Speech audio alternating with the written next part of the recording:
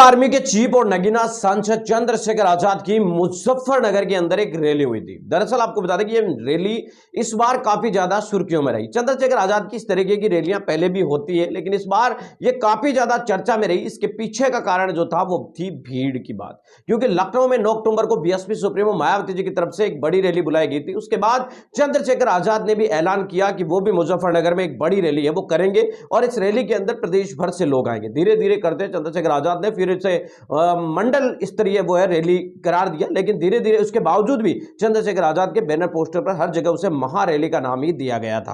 अब संविधान बचाओ अधिकार बचाओ महारैली का नाम ही दिया गया था, मंडल स्तरीय रैली का नाम नहीं दिया गया था। और चंद्रशेखर आजाद ने खुद अपने जब लाइव वो आए थे, 2 बार लाइव आए थे, तब उन्होंने बार बार कहा था कि देश में रहने वाले तमाम लोगों से मेरी ये रिक्वेस्ट है कि जो भी मेरे को चाहते हैं वो इस दिन जरूर जरूर पहुंचे। इस तरीके से उन्होंने अपनी तरफ से ताकत लगाई थी। दूसरी बात यह भी है कि चंद्रशेखर आजाद की इस रैली के अंदर कितनी भीड़ थी, इसको लेकर काफी ज्यादा चर्चा में। आजाद समाज पार्टी के जो कार्यकर्ता है, पदाधिकारी है, उनकी अलग अपने दावे हैं, दूसरी जो राजनीतिक दल है उनके अपने अपने दावे हैं कि इतनी भीड़ थी। लेकिन कुल मिलाकर अगर मैं बात यहां कहना चाहूं तो एक शब्द में भी इसे कंप्लीट कर सकता हूं कि कितने लोगों की भीड़ थी, लेकिन मैं आपको दरअसल कुछ विशेष तौर से यह बताता हूं कि यह भीड़ का सवाल आखिर उठा कहां से। दरअसल चंद्रशेखर आजाद ने खुद यह बात कही थी कि 50 लाख से ज्यादा लोग हैं वो शपथ लेंगे और लाखों की संख्या में मुजफ्फरनगर के अंदर लोग जो है एक तरीके से शपथ लेंगे। जब मैंने आपको बता दें कि इस रैली के होने से करीब एक 10-15 दिन पहले या शायद 7-8 दिन पहले एक वीडियो बनाया था जिसमें मैंने ये बताया था कि मुजफ्फरनगर में चंद्रशेखर आजाद की रैली होने वाली है। उसी रैली के अंदर मैंने ये बोल दिया था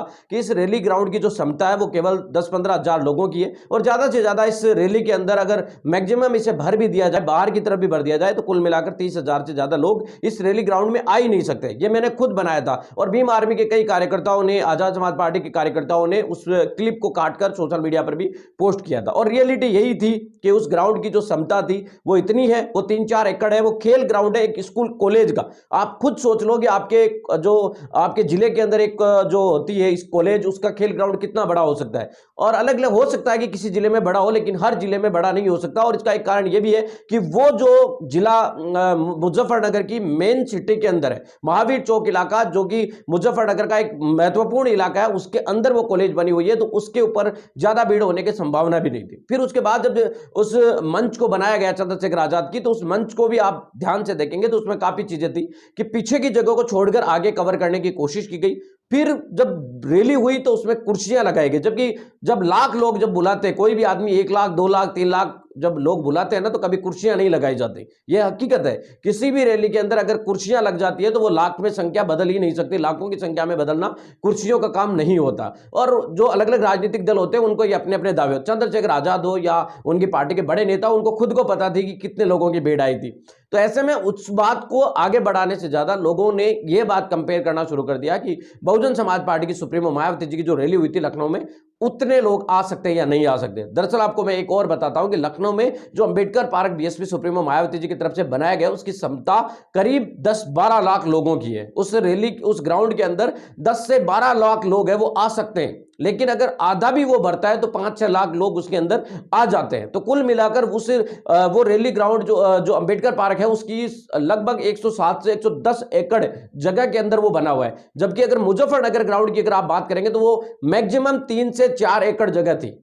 और ये बात खुद हमने भीम आर्मी के जो जिलाध्यक्ष है यहां से पार्टी के, उनसे भी बातचीत पूछी, तो उसमें भी उनमें हमने ये जिक्र किया था कि वो 3-4 एकड़ जगह के अंदर इतने लोग कैसे आएंगे। हालांकि आपको बता दें कि चंद्रशेखर आजाद की जो रैली थी वो मंडल स्तरीय अगर माना जाए तो वो सही थी। मंडल स्तर की रैली के ऊपर 10-15 हजार लोगों की भीड़ कम नहीं होती, किसी भी राजनीतिक पार्टी के लिए अच्छी भीड़ थी। लेकिन ये सबसे बड़ा सवाल इसलिए पैदा हुआ कि एक तो 50 लाख जो शब्दों का प्रयोग किया गया था कि 50 लाख लोग शपथ लेंगे, 50 लाख लोग आएंगे। कुछ यूट्यूबर्स की तरफ से यह भी कहा 50 लाख लोग आएंगे, कुछ ने यह कहा कि 50 लाख लोग शपथ लेंगे। तो इस तरीके से, और खुद चंद्रशेखर आजाद ने बार बार इस प्रोग्राम को लेकर लाइव आए। चंद्रशेखर आजाद ने कई बार दावे किए कि आप लोगों को यहां पर पहुंचना है, पूरे देश भर से पहुंचना है। और इसके अलावा विनय रतन सिंह, कमल वालिया, कई विधायक और पूर्व विधायक जो आजाद समाज पार्टी में शामिल हुए हैं, सहारनपुर और नगीना के बीच का यह इलाका है मुजफ्फरनगर। तो ऐसे में यह सोचा जा रहा था कि लिहाजा इसमें काफी बड़ी संख्या में, कम से कम 1 लाख लोग आ सकते हैं। लेकिन उस हिसाब से यह रैली थोड़ी सी आपको बता दें कि कमजोर थी। लेकिन अगर मुझे पूछा जाए मंडल स्तरीय रैली को, तो यह मंडल स्तर की स्तर पर यह रैली ठीक थी। 10-15 हजार की लोगों की संख्या कम नहीं होती, लगभग मैक्सिमम आपको बता दें कि हद मारकर 20,000 से ज्यादा हो ही नहीं सकते। दूसरी बात कि जो पार्टी के समर्थक होते हैं वो कभी किसी की बात को सच्चाई मानते भी नहीं है। पार्टी की जो नेता है उनको सच्चाई पता होती है, ऐसा नहीं कि उनको पता नहीं होती, सब कुछ पता होता है, लेकिन वो अपने समर्थकों को रोकते नहीं है क्योंकि उन्हें पता है कि समर्थकों के अंदर उत्साह रहना बहुत ज्यादा जरूरी होती है। अब बात करते हैं बीएसपी सुप्रीमो मायावती। तो बसपा सुप्रीमो मायावती जी ने जो रैली बुलाई थी वो पूरे लखनऊ भर की थी। चंद्रशेखर आजाद का दावा है कि उन्होंने मुजफ्फरनगर की ही वो रैली, मुजफ्फरनगर के मंडल की रैली बुलाई थी। तो इस हिसाब से ये भीड़ का आकलन रहा। चंद्रशेखर आजाद को लेकर ये सबसे बड़ी समस्या उसी समय शुरू हुई थी जब ये 50 लाख वाला जो शपथ का था। और रैली की बात यह है कि लोग, आप चाहे आपकी रैली में कितने आए, अगर आप पहले दावे करते हैं कि इतने लाख लोग आएंगे और उसके हिसाब से अगर लोग नहीं आते तो लोगों का सवाल उठाना लाजमी है। वरना चंद्रशेखर आजाद एक साल में कई सारी रैलियां करते हैं, कभी भी इस तरीके के सवाल है वो नहीं उठते कि आखिर चंद्रशेखर आजाद की रैली में कितनी भीड़ आएगी या कितने लोग आएंगे। लेकिन पहले आजाद समाज पार्टी और भीम आर्मी की तरफ से इस दावे को बार बार दोहराया गया था कि लाखों लोग आएंगे, लाखों लोग आएंगे।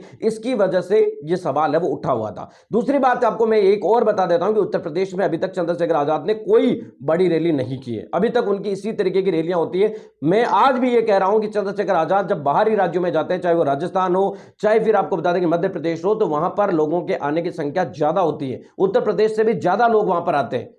लेकिन उत्तर प्रदेश के अंदर चंद्रशेखर आजाद की जब रैलियां होती है तो ये मैक्सिमम 10 से 20,000 का आंकड़ा जो है कभी कभार होता है, ये भी हर बार पूरा नहीं होता। आज तक चंद्रशेखर आजाद 2017 में उनकी भीम आर्मी बनी थी और लगभग अगर बात करने की कोशिश करें तो आजाद समाज पार्टी को बने भी 5-6 साल हो गए। लेकिन लखनऊ, जहां से राजधानी या सरकार या सत्ता चलने वाली है, अभी तक लखनऊ में चंद्रशेखर आजाद ने कोई बड़ी रैली नहीं की है जो उन्हें एक तरीके से सियासी रूप से उत्तर प्रदेश के अंदर स्थापित कर सके। हालांकि चंद्रशेखर आजाद अब नगीना से सांसद बनकर सदन पहुंच चुके हैं। उनकी पार्टी भी पार्टी का आज की तारीख में एक मेंबर भी है। लेकिन उत्तर प्रदेश की राजधानी लखनऊ है, लखनऊ से हुंकार बढ़ना जरूरी है। अब देखना दिलचस्प होगा आगे आने वाले दिनों में। चंद्रशेखर आजाद ने पद यात्रा का ऐलान 1 जनवरी से किया है, क्या कुछ होता है।